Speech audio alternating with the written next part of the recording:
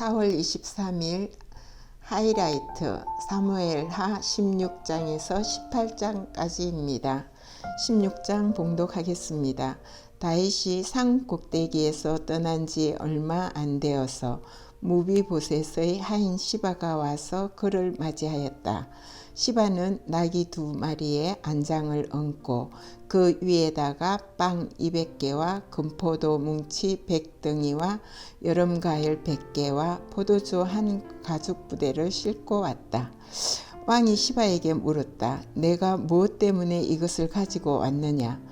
시바가 대답하였다. 이 나귀들은 임금님의 가족들이 타고 빵과 여름과일은 신하들이 먹고 포도주는 누구나 광야에서 기진할 때에 마시고 이렇게 하시라고 가져왔습니다. 왕이 또 물었다. 그런데 내가 숨기는 상전의 손자는 지금 어디에 있느냐? 시바가 왕에게 대답하였다. 그는 지금 예루살렘에 머물러 있습니다. 이제야 이스라엘 사람이 자기 할아버지의 나라를 자기에게 되돌려 준다고 생각하고 있습니다. 왕이 시바에게 말하였다. 무비보셋의 재산을 내가 모두 가져라. 시바가 대답하였다. 임금님의 은혜에 감사드립니다. 언제나 임금님의 은총을 입은 몸이 되기를 바랍니다. 다윗 왕이 바후림 마을에 가까이 이르렀을 때에 갑자기 어떤 사람이 그 마을에서 나왔는데 그는 사울 집안의 친척인 게라의 아들로서 이름은 시므이였다. 그는 거기에서 나오면서 줄곧 저주를 퍼부었다. 다윗 왕의 모든 부하와 모든 용사가 좌우에 서서 왕을 호위하고 가는데도 그는 다윗과 그의 모든 신하에게 계속하여 돌을 던졌다. 시므이가 다윗을 저주하여 말하였다. 영영 가거라. 이 피비린내 나는 살인자야. 이 불황당 같은 자야. 내가 사울의 집안 사람을 다 죽이고 그의 나라를 차지하였으나 이제는 주님께서 그 피값을 모두 너에게 갚으신다. 이제는 주님께서 이 나라를 너의 아들 압살롬의 손에 넘겨주셨다. 이런 형벌은 너와 같은 살인자가 마땅히 받아야 할 재앙이다. 그러자 스루아의 아들 아비새가 왕에게 아뢰었다. 죽은 개가 높으신 임금님을 저주하는데 어찌하여 그냥 보고만 계십니까? 제가 당장 건너가서 그의 머리를 잘라버리겠습니다. 왕은 대답하였다. 스루아의 아들아, 나의 일에 너희가 왜 나서느냐? 주님께서 그에게 다윗을 저주하라고 분부하셔서 그가 저주하는 것이라면 그가 나를 저주한다고 누가 그를 나무랄 수 있겠느냐? 그런 다음에 다윗이 아비새와 자기의 모든 신하에게 말하였다. 생각하여 보시오. 나의 몸에서 태어난 자식도 나의 목숨을 노리고 있는데 이러한 때에 하물며 저 베냐민 사람이야 더 말해 무엇하겠소.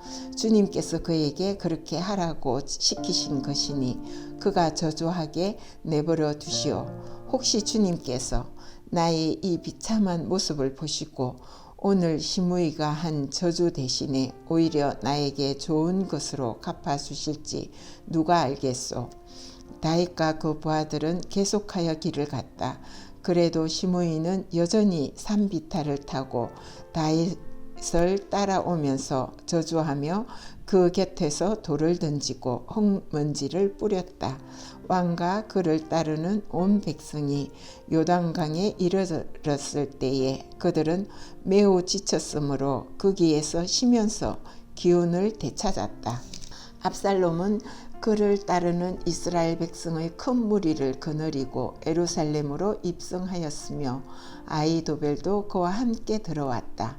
그때 다윗의 친구인 아렉 사람 후세가 압살롬을 찾아와서 압살롬을 보고 임금님 만세, 임금님 만세 하고 외쳤다. 그러자 압살롬이 후세에게 물었다. 이것이 친구를 대하는 그대의 우정이요, 어찌하여 그대의 친구를 따라서 떠나지 않았소?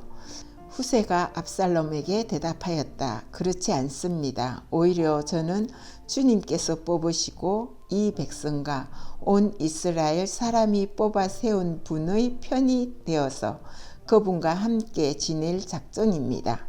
제가 다른 누구를 또 섬길 수 있겠습니까? 당연히 부왕의 아드님을 섬겨야 하지 않겠습니까?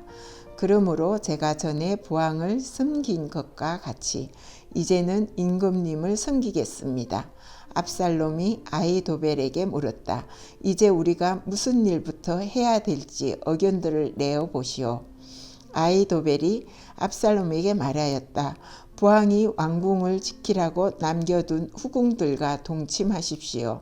이렇게 임금님께서 부왕에게 미움받을 일을 하였다는 소문을 온 이스라엘이 들으면 임금님을 따르는 모든 사람이 더욱 힘을 낼 것입니다. 그리하여 사람들이 옥상 위에 압살롬이 들어갈 장막을 차려주니 온 이스라엘이 보는 앞에서 압살롬이 자기 아버지의 후궁들과 동침하였다. 사람들은 아히도벨이 베푸는 모략은 무엇이든지 마치 하나님께 여쭈어서 받은 말씀과 꼭 같이 여겼다. 다윗도 그러하였지만 압살롬도 그러하였다. 17장 봉독하겠습니다. 아히도벨은 압살롬에게 또 이와 같이 말하였다. 부디 내가 12,000명을 뽑아서 출동하여 오늘 밤으로 당장 다윗을 뒤쫓도록 허락하여 주십시오. 그가 지쳐서 힘이 없을 때에 내가 그를 덮쳐서 겁에 질리게 하면 그를 따르는 모든 백성이 달아날 것입니다. 그때에 내가 왕만을 쳐서 죽이면 됩니다. 그렇게만 되면 내가 온 백성을 다시 임금님께로 돌아오게 할 수 있습니다. 아내가 남편에게 돌아오듯 이 백성이 그렇게 임금님께로 돌아올 것입니다. 임금님께서 노리시는 목숨도 오직 한 사람의 목숨입니다. 나머지 백성은 안전할 것입니다. 압살롬만이 아니라 이스라엘의 모든 장로도 이 말을 옳게 여겼다. 그러나 압살롬은 아렉 사람 후세도 불러다가 그가 하는 말도 들어보자고 하였다. 후세가 압살롬에게 오니 압살롬은 그에게 아히도벨이 한 말을 일러주고서 그 말대로 해야 할지 말아야 할지를 묻고 또 다른 의견이 있으면 말하라고 하였다. 후세는 압살롬에게 아히도벨이 베푼 모략이 좋지 않다고 말하고 그 까닭을 설명하였다. 임금님의 부친과 그 신하들은 임금님께서 잘 아시는 바와 같이 용사들인 데다가 지금은 새끼를 빼앗긴 들녘의 곰처럼 무섭게 화가 나 있습니다. 더구나 임금님의 부친은 노련한 군인이어서 밤에는 백성들과 함께 잠도 자지 않습니다. 틀림없이 그가 지금쯤은 벌써 어떤 굴 속에나 다른 어떤 곳에 숨어 있을 것입니다. 우리의 군인 가운데서 몇 사람이라도 처음부터 그에게 죽기라도 하면 압살롬을 따르는 군인들이 지고 말았다는 소문이 삽시간에 퍼질 것입니다. 그러면 사자처럼 담력이 센 용사도 당장 낙담할 것입니다. 임금님의 부친도 용사요, 그의 용사들도 용감한 군인이라는 것을 온 이스라엘이 다 알고 있기 때문입니다. 그러므로 저의 의견은 이렇습니다. 단에서부터 보엘세바에 이르기까지 온 이스라엘을 임금님에게로 불러 모아서 바닷가의 모래알처럼 많은 군인을 임금님께서 친히 거느리고 싸움터로 가시는 것입니다. 그래서 우리는 다윗이 있는 곳이면 어느 곳이든지 들어닥쳐서 마치 온 땅에 내리는 이슬처럼 그를 덮쳐버리는 것입니다. 그러면 그는 물론이려니와 그와 함께 있는 모든 사람 가운데서 한 사람도 살아남지 못할 것입니다. 또 그가 어떤 성읍으로 물러나면 온 이스라엘이 굵은 밧줄을 가져다가 그 성읍을 동여매어 계곡 아래로 끌어내려서 성이 서 있던 언덕에 돌멩이 하나도 찾아볼 수 없게 하시는 것입니다. 그러자 압살롬과 온 이스라엘 사람이 아렉 사람 후세의 모략이 아히도벨의 모략보다 더 좋다고 찬성하였다. 주님께서 이미 압살롬이 재앙을 당하게 하시려고 아히도벨의 좋은 모략을 자제시키셨기 때문이다. 후세는 곧 사독 제사장과 아비아달 제사장에게 아히도벨이 압살롬과 이스라엘의 장로들에게 어떤 모략을 베풀었는지 그리고 자기가 또 어떤 모략을 베풀었는지를 알리고서 다음과 같이 말하였다. 이제 빨리 다윗 왕과 사람을 보내서 오늘 밤을 광야의 나루터에서 묵지 마시고 빨리 강을 건너 가시라고 전하십시오. 그렇지 않으면 임금님만이 아니라 임금님과 함께 있는 백성까지 모두 전멸을 당할 것입니다. 한편 아비아달의 아들 요나단과 사독의 아들 아히마아스는 예루살렘 바깥의 엔 로겔 샘터에서 대기하고 있었다. 그들은 사람들의 눈에 떠이지 않으려고 성 안으로 드나드는 것을 삼갔다.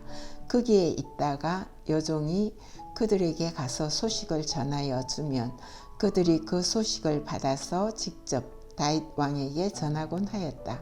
그런데 그만 한 젊은이가 그들을 보고서 압살롬에게 가서 일러 바쳤다. 탈로가 난 줄 알고서 그 두 사람은 재빨리 그곳을 떠나 바호림 마을로 가서 어떤 사람의 집으로 들어갔다.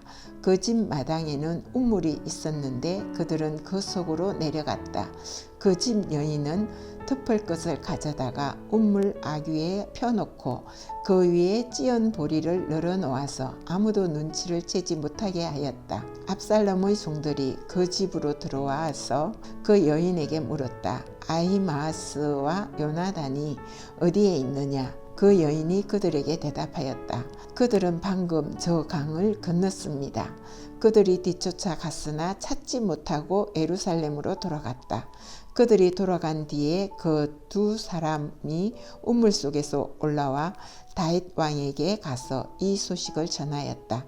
그들은 다윗에게 아히도벨이 다윗 일행을 해치려고 어떤 계획을 세웠는지를 알리고 어서 일어나서 강을 건너가라고 재촉하였다. 그러자 다윗이 자기와 함께 있는 온 백성을 거느리고 거기에서 떠나 요단강을 건너갔는데 날이 셀 때까지 요단강을 건너지 못한 사람은 하나도 없었다. 아히도벨은 자기의 모략대로 이루어지지 않은 것을 보자 나귀에 안장을 지어서 타고 거기에서 떠나 자기의 고향집으로 돌아갔다. 거기에서 그는 집안일을 정리한 뒤에 목을 메어서 죽었다. 그는 이렇게 죽어서 자기 아버지의 무덤에 묻혔다. 다윗이 마하나임에 이르렀을 때에 압살롬이 비로소 이스라엘의 온 군대를 직접 거느리고 요단강을 건넜다. 압살롬은 요압 대신에 아마사를 군지관으로 세웠는데 아마사는 이드라라는 이스마엘 사람의 아들이다. 이드라는 나하스의 딸 아비갈과 결혼하여 아마사를 낳았는데 아비갈은 요압의 어머니 수르야의 여동생이다. 이렇게 온 이스라엘과 압살롬이 길르앗 땅에 진을 쳤다. 다윗이 마하나임에 다다르니 암몬 족속의 도성 라빠에서 나하스의 아들 소비가 찾아오고 로데밭에서는 암미엘의 아들 마길이 찾아오고 로글림에서는 길르앗 사람 바르실레가 찾아왔다.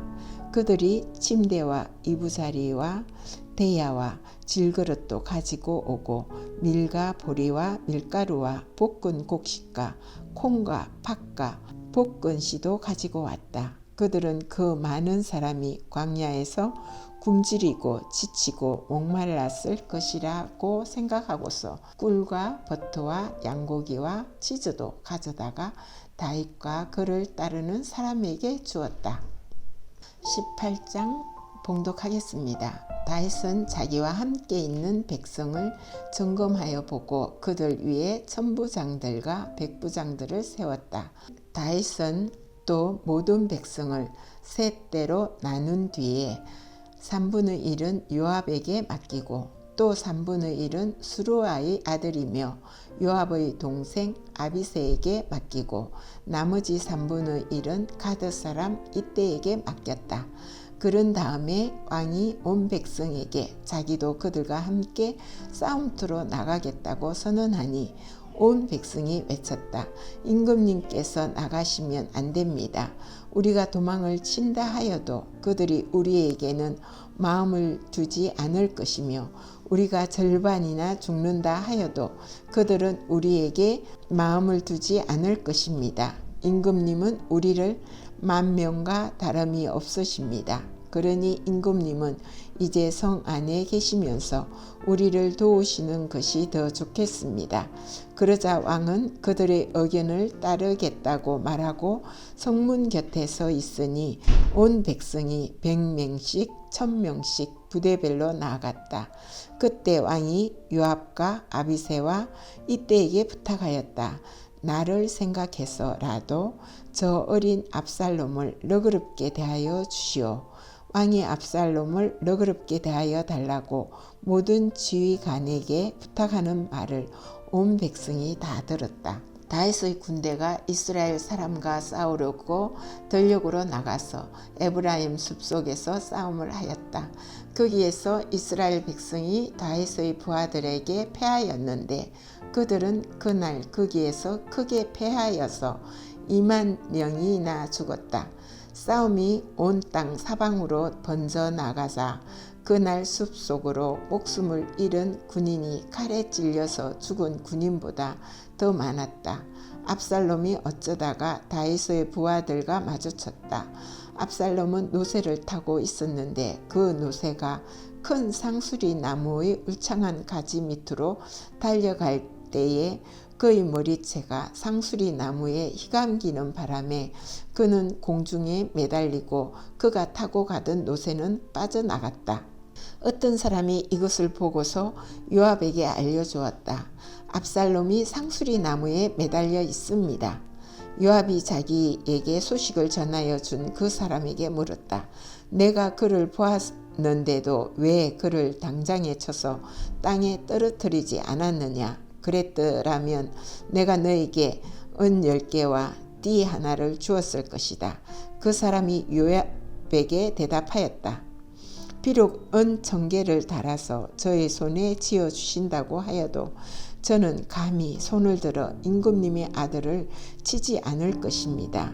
임금님께서 우리 모두가 듣도록 장군님과 아비새와 이때에게 누구든지 어린 압살롬을 보호하여 달라고 부탁하셨기 때문입니다.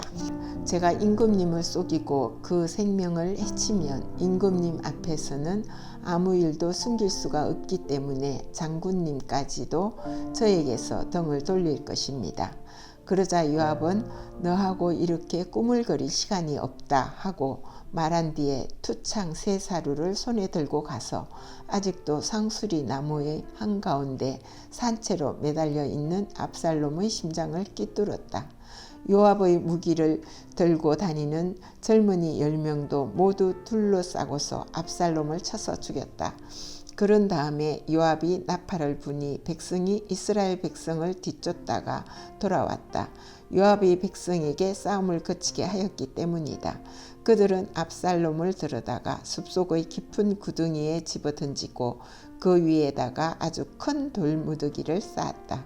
온 이스라엘 사람들은 도망하여서 저마다 자기 장막으로 돌아갔다.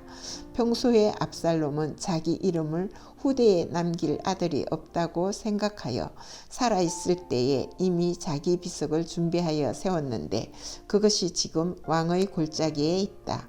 압살롬이 그 돌기둥을 자기의 이름을 따서 불렀기 때문에 사람들은 그것을 오늘날까지도 압살롬의 비석이라고 한다. 그때 사독의 아들 아히마아스가 요압에게 말하였다. 제가 임금님에게 달려가서 주님께서 임금님을 원수에게서 구원하셨다는 이 기쁜 소식을 전하겠습니다. 그러나 요압이 말렸다. 오늘은 아무리 좋은 소식이라도 내가 전하여서는 안 된다. 너는 다른 날 이 좋은 소식을 전하여도 된다. 그러나 오늘은 날이 아니다. 오늘은 임금님의 아들이 죽은 날이다. 그리고 요압이 에디오피아 사람에게 명령하였다. 내가 가서 본대로 임금님께 아뢰어라. 그러자 그 에디오피아 사람이 요압에게 절을 하고 달려갔다. 사독의 아들 아히마아스가 또다시 요압에게 말하였다. 저에게 무슨 일이 일어나도 좋으니 저도 저 에디오피아 사람과 같이 가서 보고할 수 있도록 허락하여 주십시오. 그러나 요압은 또 말렸다. 아히마아스야, 내가 왜 가려고 하는지 모르겠구나. 내가 가보아야 이 소식으로는 아무 상도 받지 못한다. 아히마아스가 또 다시 말하였다. 저에게 무슨 일이 일어나도 좋으니 저도 가겠습니다. 요압이 그에게 말하였다. 그렇다면 더 말리지 않겠다. 아히마아스는 요단 계곡을 지나는 길로 달려서 그 에디오피아 사람을 앞질렀다. 그때 다윗은 두 성문 곧 앞문과 바깥문 사이에 앉아 있었는데 파수꾼이 성문의 지붕 위에 올라가서 성벽 위에서 멀리 바라보고 있다가 어떤 사람이 혼자 달려오는 것을 보았다.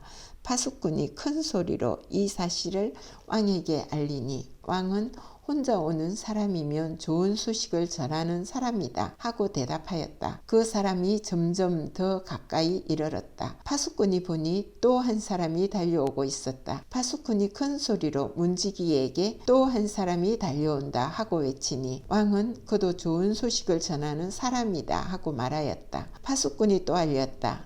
제가 보기에 앞서서 오는 사람은 달리는 것이 사독의 아들 아히마아스가 달리는 것과 같습니다.